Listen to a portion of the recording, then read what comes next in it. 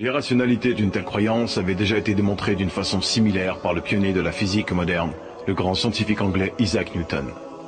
Il y a déjà plusieurs siècles, celui-ci avait réussi à faire comprendre à l'un de ses amis athées l'absurdité de sa croyance d'une manière très originale.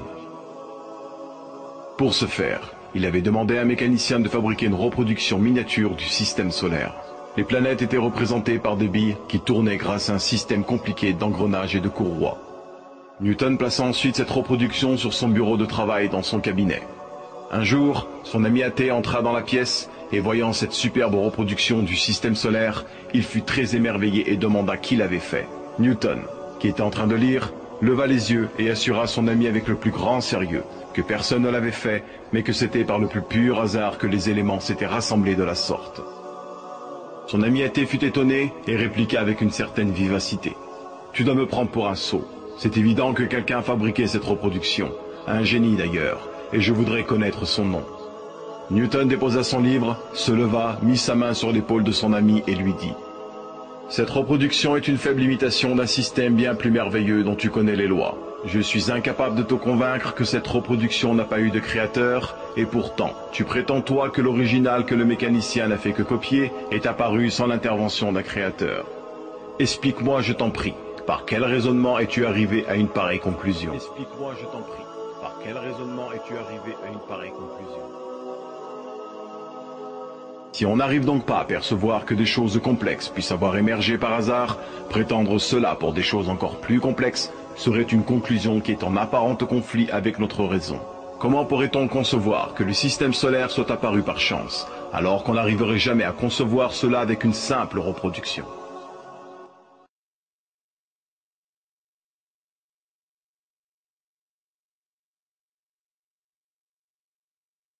Dans son livre Les implications de l'évolution, le célèbre zoologiste britannique et partisan de la théorie de l'évolution Gerald Alan Kirkut mentionne: la première supposition de la théorie est que la matière non vivante a donné naissance à de la matière vivante.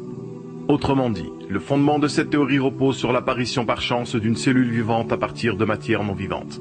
Il s'agit de la base de la théorie de l'évolution, qu'on appelle dans le domaine scientifique l'évolution chimique. Alors pour savoir si une cellule vivante pouvait émerger par hasard à partir de matière non vivante, de nombreuses expériences scientifiques ont été effectuées. La plus célèbre d'entre elles a été faite par le pionnier de la microbiologie, le célèbre biologiste français Louis Pasteur. Il conclut qu'un organisme vivant ne pouvait que provenir d'un autre organisme vivant.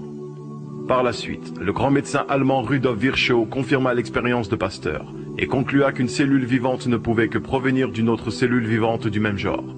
Ces expériences ont donné naissance à l'une des principales généralités de la biologie, la loi de la biogénèse. Dans le célèbre livre de biologie intitulé « À la recherche de l'ordre dans la complexité », on peut y lire: historiquement, le point de vue comme quoi la vie provient de la vie a été tellement bien démontré scientifiquement qu'il s'agit aujourd'hui d'une loi appelée loi de la biogénèse.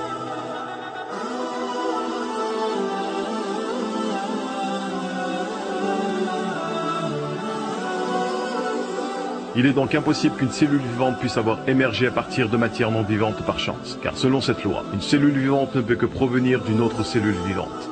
Le paradoxe est que les athées accusent souvent les croyants de baser leurs croyances sur la foi et non sur la science. Néanmoins, étant donné que les athées pensent que la loi de la biogénèse a été rompue dans le passé alors qu'ils n'en ont aucune preuve, ils basent donc leurs croyances sur la foi et non sur la science. Par ailleurs, une loi par définition ne peut être rompue car sinon ce ne serait plus une loi. Et en plus de tout cela, l'impossibilité d'une formation d'une cellule vivante se renforce encore avec la science des mathématiques. Voulez-vous connaître quelle est la probabilité pour qu'une protéine, l'élément de base d'une cellule vivante, puisse se former par des processus naturels aléatoires? Selon le microbiologiste américain Douglas Axe, dont les résultats ont été publiés dans le journal de la biologie moléculaire en 2004, la probabilité est d'une chance sur 10 puissance 74. Et d'après le célèbre mathématicien français Émile Borel, si la probabilité pour qu'un événement se produise est inférieure à une chance sur 10 puissance 50, alors nous devons considérer cet événement comme étant impossible. Mais en 2010, Douglas Axe effectua des recherches complémentaires qui ont été publiées dans la revue Biocomplexity. Et il apparaît que la probabilité la plus proche de la réalité est plutôt d'une chance sur 10 puissance 164. Maintenant, imaginez que l'univers tout entier soit constitué de grains de sable et qu'on décide d'en peindre un en rouge.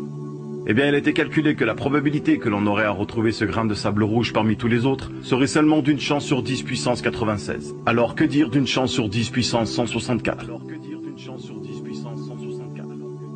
Et on parle ici que d'une seule protéine, alors que le plus petit organisme cellulaire qu'il existe est composé d'environ 400 protéines. Et étant donné qu'il existe environ 20 acides aminés dans une protéine et que 10 en moyenne sont identiques, cela nous fait une chance sur 10 puissance 5035 pour que l'organisme le plus simple qu'il existe apparaisse par chance. Cela reviendrait à la chance que vous auriez à deviner un code PIN de plus de 5000 chiffres d'une carte bleue du premier coup. Et ceci n'est valable que pour la plus simple des cellules vivantes qui comporte seulement moins de 400 protéines. Alors imaginez une cellule qui comporte quelques milliers de protéines comme la bactérie Escherichia coli qui compose environ 80% de notre appareil digestif.